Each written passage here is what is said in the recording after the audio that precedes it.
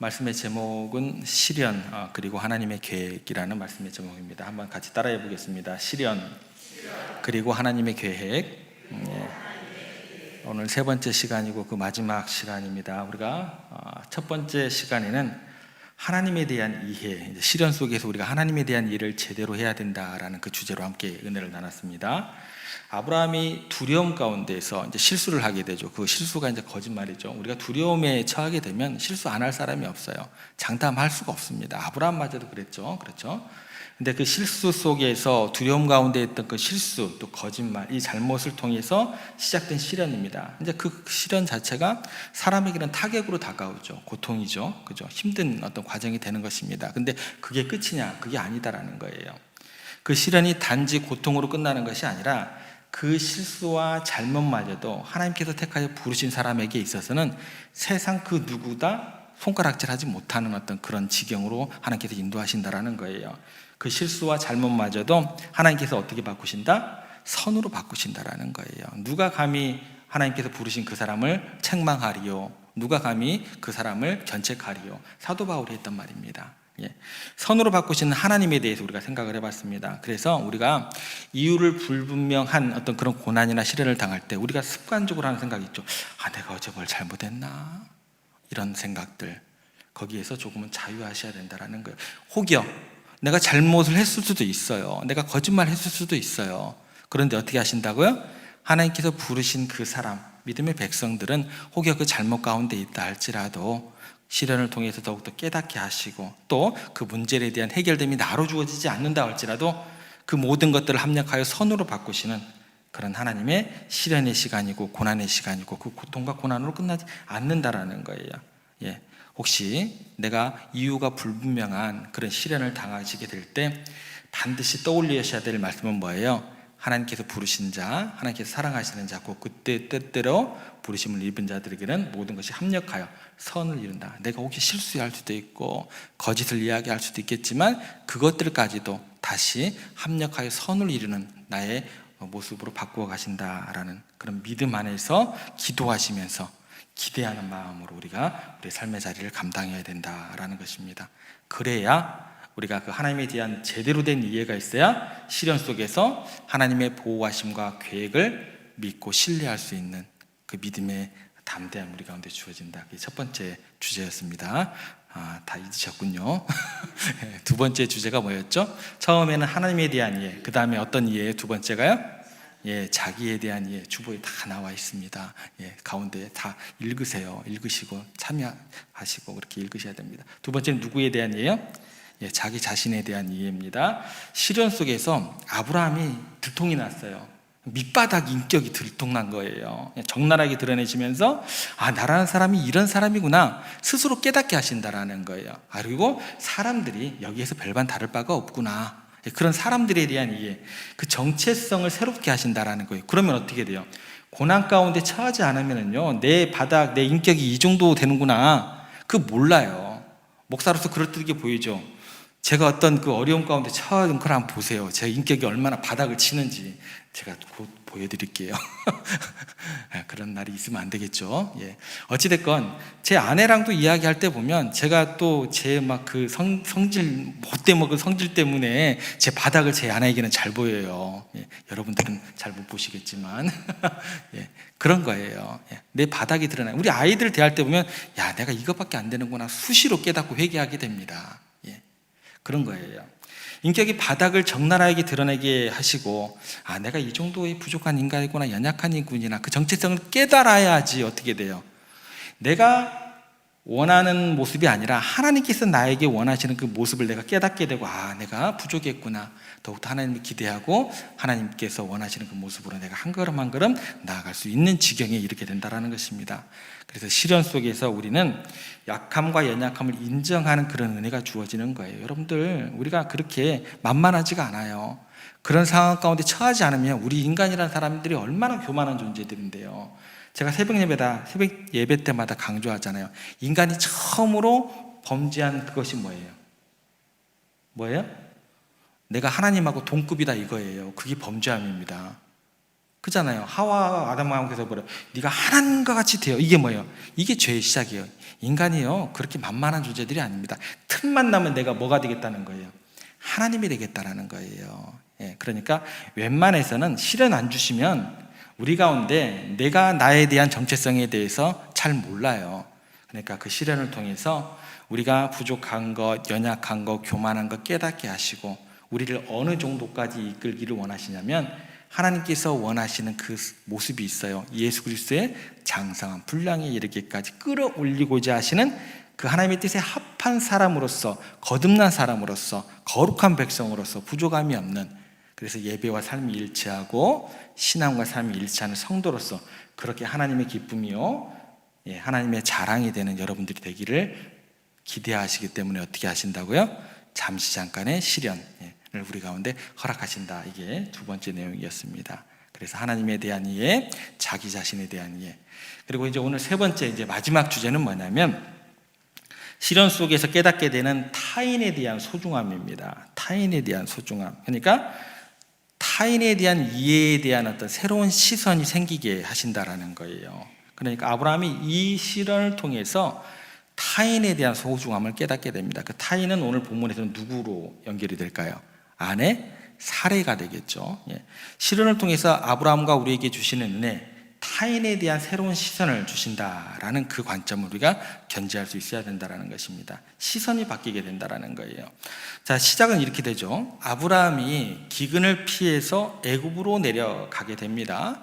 애굽으로 내려갔을 때 자신이 살고자 자기의 안전을 위해서 아내를 버립니다. 아내를 팔아 넘겨요. 그죠? 인신매매를 하는 거예요. 사라를 누이라고 속이면서 자기 목숨 지키겠다고 아내를 희생시키는 그런 모습으로 나타나게 됩니다. 여러분, 이 모습 자체가 여러분들의 상식으로 이해가 되세요? 아, 저같이 부족한 사람도 제 아내 안 팔아 넘겨요. 그죠? 그잖아요. 이건 누구예요, 근데? 아니, 믿음의 조상이에요. 믿음의 조상이에요. 이게 여러분의 상식으로 이해가 되세요? 상식으로 이해가 되시면 안 됩니다. 이 얘기가 납득이 되냐는 거예요. 근데 왜 이런 일이 벌어지냐라는 거예요. 그 이유가 있을 거 아니에요. 아브라함이 갑자기 뭐 이상한 사람이 되었을 건 아닐 거 아닌가요? 그렇게 이상한 사람을 하나님께서 부르시지는 않았을 거 아니에요. 아, 저 같은 부족한 사람도 목사로 부르시는데 아브라함 정도 되는 믿음의 조상으로 불렀는데 얼마나 그래도 저보다는 급이 높을 거예요. 그죠? 이게 왜 이렇게 되냐는 거예요. 상식으로 전혀 납득이 안 된다라는 것입니다. 이거는 어떻게 이해를 하셔야 되냐면 아브라함 당시에 아브라함이 지극히 보통 사람인 거예요. 평범한 사람인 거예요. 그러면 무슨 말이 되는 거예요? 정상적인 사람인 거예요. 그럼 이상한 거예요? 아니에요? 목사님 왜 그러세요? 그렇게 갑자기 어려운 질문. 아니에요. 정상적인 거예요. 아브라함이요. 우리로 시대를 하면 어떻게 되는 거예요? 약간 이상한 거예요. 그죠? 예. 우리가 생각하는 정상이 우리 먼 미래에 약간 이상한 행동이 될 수도 있어요. 무슨 얘기인가 조금 이해가 되시죠? 아브라함은요, 지극히 정상적인 행동을 하고 있는 거예요. 그때 당시에 사람들이 하는 패턴 가운데서 정확히 흐트러짐이 없는, 다른 사람들이 그때 당시에 사람들이 아브라함을 보고 그래, 충분히 그럴 수 있어 라고 생각할 만한 행동을 한 것이다라는 것입니다. 우리가요, 세상적인 관점으로 다른 사람을 평가하기가 쉽습니다. 그렇죠? 특히 동시대를 살아가는, 또 뭘까요? 같은 지역에 살아가는 사람들이 평가하는 기준으로 우리는 그 사람을 평가를 하는 경우가 굉장히 많다라는 것입니다. 이게 나라를 벗어나면 어떻게 돼요? 약간 이상해질 수도 있어요. 그죠? 우리는 동시대에 또 같은 지역에 있는 사람들이 평가하는 그 기준으로 그 사람의 가치를 평가하는 경우가 굉장히 많다라는 것입니다. 예를 들어서 이제 아브라함과 사라니까 이제 아내를 대하는 것을 한번 생각을 해볼게요. 일반적인 사람들이 아내를 대하는 방식으로 우리는 어떻게 그 기준을 삼냐면, 여러분 드라마 잘 보시죠? 그죠? 드라마를 남자들도 많이 봐야 돼요. 그래야지 요즘 여자분들의 어떤 그 흐름이 어떤지, 남편이 기대하는 그런 어떤 기대감이 어떤 것인지 어떻게 해요? 아는 거예요. 그래서 저는 어떻게 돼요? 저는 그 시대의 흐름을 잘 못 따라가요. 드라마를 잘 못 보거든요. 예. 근데 드라마를 보면서 남편을 대하는 방식, 남편이 아내를 대하는 방식, 이것들을 드라마를 보면서 기독교인이나 비기독교인이나 동일한 어떤 기준을 가지고 드라마를 보게 됐다는 거예요. 내 남편이, 내 아내가, 이건 차이가 없는 거죠. 기독교나 비두교나 똑같은 것입니다. 동일한 수준으로 바라보게 되고 동일한 것을 기대하게 되고 동일한 수준으로 행동을 하게 되더라는 거예요. 여러분들 2024년 트렌드 코리아 중에 이런 문구가 있습니다. 요즘 남편 없던 아빠. 이런 트렌드의 구호가 있어요. 요즘 남편 없는 아빠. 이건 없던 아빠. 이게 무슨 이야기냐면 가사 노동하고 육아에 적극적으로 참여하는 사람들에 대한 젊은 세대들에 대한 이야기입니다. 그러니까 과거의 권위주의적인 가장에게서는 전혀 찾아볼 수 없는 평등한 남편인 거예요. 역할로 그렇게 바뀌어가고 있는 젊은 세대 남성들의 모습을 반영한 트렌드의 이야기입니다. 예를 들어서 이렇게 이제 접근을 합니다. 좀 불편할 수도 있어요. 제가 설명을 드려볼게요. 남편이 혼자 장인 장모님을 모시고 흔쾌히 주말 여행을 떠난다. 어떠세요? 남자분들이 웃으십니다, 지금. 쉽지 않죠? 쉽지 않아요.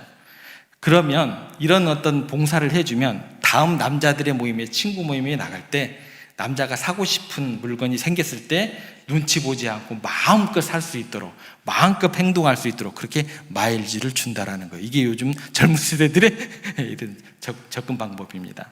어떠세요? 좋아 보이세요? 불편해 보이세요? 딸 가진 부부님들은 좋아 보이고 아드님 가진 분들은 되게 불편하게 보이시고 그럴 수도 있습니다. 어찌됐건 젊은 세대들에게 있어서 나쁘지 않은, 서로 육아도 같이 하고 또 함께 일도 같이 하고 나쁘지 않은 모습 같아요. 이게 긍정적일 때는 좋아요. 근데 이게 부정적일 때가 이제 문제가 되는 것입니다. 오늘 본문에서는 긍정적인 것일까요? 부정적일 것인가요? 아브라함과 사라에 대해서는 이게 부정적인 영역이기 때문에 문제가 되는 거예요. 아브라함은요, 자기 아내를 대할 때 그 당시 보편적인 가치관이 뭐냐면 아내는요, 남편의 소유물입니다. 물건이에요, 물건입니다. 딸도 아버지의 뭐예요? 소유에 불과한 것입니다. 재산하고 똑같이 그때가 보편적인 가치관이 그게 정당하다라는 거예요. 그래서 남편이 아내를 언제든지 이혼 증서를 줘서 쫓아낼 수 있어요. 그게 보편적인 그때 당시의 상식이었습니다. 그러니까 남자들의 자신의 쾌락과 이권을 위해서는 언제든지 여성들을 또 자녀들을 팔아버릴 수 있었던 거예요.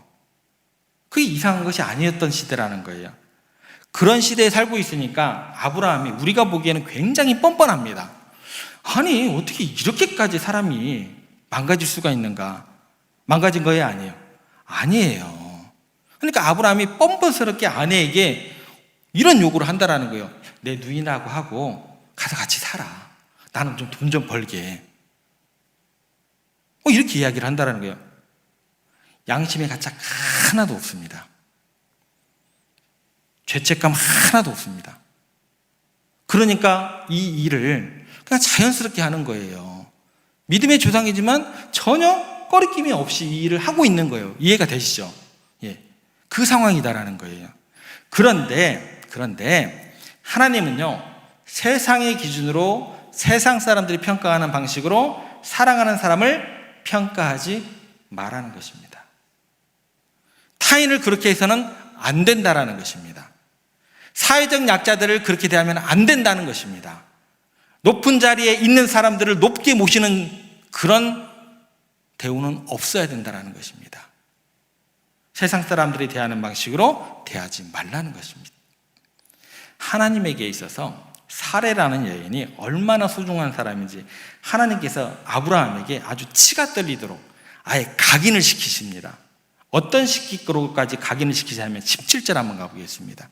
17절 말씀 저희들이 함께 읽겠습니다. 시작. 여호와께서 아브라함의 아내 사레의 일로 바로와 그 집에 큰 재앙을 내리셨느니라. 여기서 여러분들 굉장히 눈에 들어와야 될 구절이 있어요. 뭘까요? 여호와께서 아브라함의 일로 이렇게 하는 게 맞아요. 맞죠? 믿음의 조상이잖아요. 그죠? 아브라함이 얼마나 억울해요. 주님께서 가시라고 하는 곳에 가서 기근이 들어가지고 쫓기다시피 거기서 발도 못 붙이고 동량하러 내려가는데 얼마나 억울해요. 자기 아내까지 뺏기게 생겼고 죽을 위기에 처해 있었고, 그러면 여호와께서 아브라함의 일로 이렇게 하셔야 돼요. 그런데요, 바로와 그 집의 이집트 왕, 이집트 제국 전체에 하나님께서 엄청난 재앙을 내리셨는데 그게 누구 때문이라 그래요? 아브라함은 등장도 하잖아요. 누구 때문에요? 사례 때문에. 한 여인의 서러운 운명 때문에 그 명예를 회복시켜 주시고자 이 일을 벌이십니다. 아브라함에게는요, 당연한 일이지만 하나님께서는 뭐라고 얘기를 하십니까? 너는 안 된다. 내가 너 불렀지 않느냐? 믿음의 길을 가고 있지 않느냐? 너에게 당연한 일인 것 같지만 안 된다라는 거예요. 세상 사람들이 다 그래도 너는 그랬으면 안 된다라는 거예요. 여러분, 그리스도인들은요, 하나님을 믿는 사람들은요, 소중하게 여겨야 될 사람을 소중하게 여겨야 됩니다. 이웃의 생명을, 연약한 자들의 존엄성을 인정해 주어야 돼요. 하나님의 부르심을 받은 사람들은 그래야 된다는 거예요. 그것을 아브라함에게 하나님께서는 아예 각인시키기 위해서 한 여인의 명예회복을 위해서 한 제국을, 한 왕과를 무너뜨리려고 하나님께서 작정을 하신 거예요. 그런데 아브라함은 충격이겠죠. 얼마나 큰 충격을 받았겠어요. 자기 때문이 아닌 거예요. 그죠? 지독하게 남성주의적인, 중심주의적인 사고방식 속에서 한 여인이 희생되는 그 모습 가운데서 그것을 희생하지 않게 하시려고 그렇게 타락한 세상적 가치관을 하나님께서 아예 철저히 깨부수고 계신다라는 것입니다. 아니다, 네가 생각하는 그 사례는 내 생명보다 더 소중하다. 아브라함이 몸소리 쳐질 정도로 강한 임팩트가 있는 구절입니다. 하나님께서 아브라함을 믿음의 조상으로 부르셨어요. 그러면 누가 믿음의 후손이 돼야 되는 거예요? 아브라함의 후손들이 믿음의 후손들이 돼야 되는 거잖아요. 그래야지 인류를 구원할 메시아를 그 가문의 후손으로 보내게 되는 것이고, 그 여정을 지금 시작하고 있는 과정 가운데 있습니다. 그런데요, 여러분들, 우리가 나중에 이제 더 살펴볼 거예요. 우리가 아브라함 얘기는 계속해서 살펴볼 거지만, 더 놀라운 사실은 뭐냐면, 이후에 우리가 살펴보겠지만 인류를 구원한 그 후손을 아브라함을 통해서가 아니라 사례를 통해서 우리 가운데 보내신다라는 이야기가 연결이 됩니다. 그러니까 아브라함의 후손은 누구를 통해서만 의미가 있다라고요? 사례를 통해서만 의미가 있는 거예요. 왜 그런 줄 아세요? 나중에 어떤 일이 벌어지게 되냐면 아브라함이 하갈이란 여자를 얻어요. 거기에서 이스마엘이 태어납니다. 인정받아요? 못 받아요? 못 받습니다. 메시아의 족보가 아닌 거예요. 누가 의미가 있는 거예요? 이건 나중에 더 살펴보겠습니다. 하갈이나 다른 사람을 통해서는 아무 의미가 없는 것입니다. 이 부분은요, 동일하게 하나님의 유업을 이어받은 동일한 운명 공동체인 거예요. 사례가 아니면 아브라함에게는 뭐가 없어요? 희망이 없는 겁니다. 그것을 하나님께서 아시기 때문에 사례를 끝까지 보호하시는 것입니다. 사례와 함께 할 때에만 아브라함 인생에는 그 큰 의미가 부여되는 것입니다. 여러분, 하나님의 이 열심을 한번 생각해 보십시오. 한 나라를 다 무너뜨리려고 하세요. 누구를 위해서? 한 여인의 억울함을 풀어주시고 보호하시는 그 하나님의 열심을 잊으시면 안 된다는 거예요. 여러분, 이것을 더 확장시키면 어떤 일로 벌어지게 되냐면, 한 시대에 엄청난 재앙이 내릴 때, 그러면 그 원인을 살펴보면 어떻게 돼요? 그게 한 사람의 억울함 때문일 수가 있다는 거예요. 지극히 작은 자의 그 억울함 때문일 수 있다는 거예요. 성경에서 이런 얘기가 굉장히 많이 나옵니다. 하나님께서 한 여인의 슬픔과 서러움마저도, 애통하는 마음마저도 그냥 넘기시지 않으셨다라는 것입니다. 하나님은 내가 사랑하는 가족들, 내 이웃들, 내 친구들, 교우들을 그렇게 소중하게 여기시기를 원하신다라는 것을 꼭 기억하시기 바랍니다. 믿음의 조상 아브라함에게 이것을 각인시키듯이 우리 믿음의 후손들에게, 여러분들에게 하나님께서 다른 이들을 소중하고 귀하게 여기도 나보다 남을 낮게 여기라고 더욱더 강하게 이야기하신다라는 것을 잊으시면 안 될 것 같습니다. 여러분, 우리는 아브라함이 얼마나 세속적인 가치에 깊이 젖었는지 쉽게 알 수 있습니다. 이 정도 충격을 받으면 이 사람이 변화해야 되나, 그죠? 바뀌어야 되잖아요. 바뀔까요? 안 바뀔까요? 안 바뀌어요. 똑같은 실수 또 합니다. 20장에 가면 또 동일한 실수를 또 합니다. 이 하나님의 엄중한 경고를 경험해놓고도 20장에 가서 아내를 또 팔아넘깁니다. 뭐 하려고? 자기 목숨 유지하려고. 그러니까 우리가 한번 세속적인 가치관에 젖어 있으면 그때를 벗기가 이렇게 힘든 거예요. 그래서 우리 보고 항상 하시는 말씀이 뭐냐면 늘 깨어 있으라. 우는 사자가 두루 삼킬 자를 찾고 있느니라. 그래서 항상 깨어 있어야 되는 우리들이 되어야 할 것입니다. 여러분, 내가 생각하는 사람, 세상 사람들이 평가하는 그 사람, 그 한 사람의 가치는 하나님께서는 너무나 소중한 사람들이다라는 것을 기억하시고, 우리가 생각하지 못한, 보지 못한 그 하나님의 그 사랑이, 그 귀하게 여김이 그 사람 가운데 있음을 우리가 하나님의 눈을 통해서 자세하게 바라볼 수 있는 우리가 되어야 할 것입니다. 미국 북부 네바다주에 80년대 금광이 개발되기 시작합니다. 80년대면 이게 동쪽으로 금을 발견해서 개척 시대를 살았던 미국인들이 아닌 거잖아요. 옛날이야 그렇게 했다고 할지라도 80년대면. 근데 80년대 금광이 개발됐어요. 그런데 19세기에는 과학자들이나 광부들이 도저히 상상할 수 없었던 일이 80년대에 일어난 거예요. 왜 그러냐면 그곳에서 금이 난다는 것을 옛날에는 발견을 하지 못했어요. 금이 옛날에도 있었거든요. 왜냐하면 거기가 80년대에 금광이 개발되게 그렇게 활발하게 그렇게 움직임이 일어나게 된 계기는 뭐냐면 현미경의 발견입니다. 현미경으로 1500대를 확대해서 보니까 금이 우리의 육안으로 안 보일 만큼 그런 금이 발견되기 시작하고, 없는 거나 마찬가지였던 그 땅에서 금광이 그렇게 활발하게 사업이 시작되었다라는 것입니다. 과학이 발달하니까 이 광석들을 모래가루 정도로 부순 다음에 거기에서 청산가리를 부어서 녹이고 나니까, 그리고 액체가 되어서 흘러내리는데 거기서 그 혼합물에서 금이 분리되어 나온다라는 거예요. 그래서 엄청나게 많은 금을 거기서 뽑아냈다고 합니다. 여러분, 우리가 보기에는 그냥 돌 같아요. 아무리 두 눈 부릅뜨고 봐도 저렇게 별 볼 일 없는 사람이 있나 싶어요. 저렇게 무가치한 사람이 있나 싶어요. 그래서 그 사람들에게 우리가 아주 쉽게 얘기를 해요. 예수 천당 불신 지옥이라고. 우리가 보기에는 그냥 돌 같아요.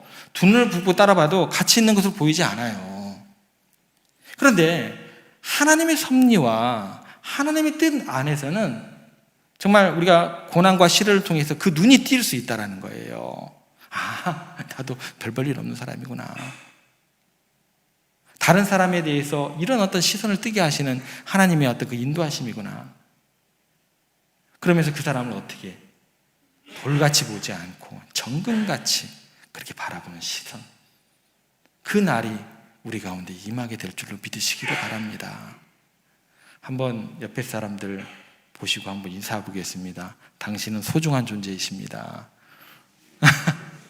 예, 당신을 한 나라처럼 귀하게 여기겠습니다. 마지막으로 한 말씀 더 하세요. 앞으로 조심하겠습니다. 남편, 아내 되시는 분에게 꼭 하세요. 저도 이따가 아내에게 해야겠어요. 앞으로 조심하겠습니다 하려고요. 예. 여러분, 꼭 이렇게 서로 존중함이 가득하시고, 특별히 가족, 또 교우, 또 친구들, 또 연약한 한 사람 한 사람, 또 특별히 새가족들, 그렇게 귀하게 여기시는 여러분들, 또 그런 문화가 가득한 우리 세종의 모든 성도님들 되기를 주님의 이름으로 부탁을 드립니다.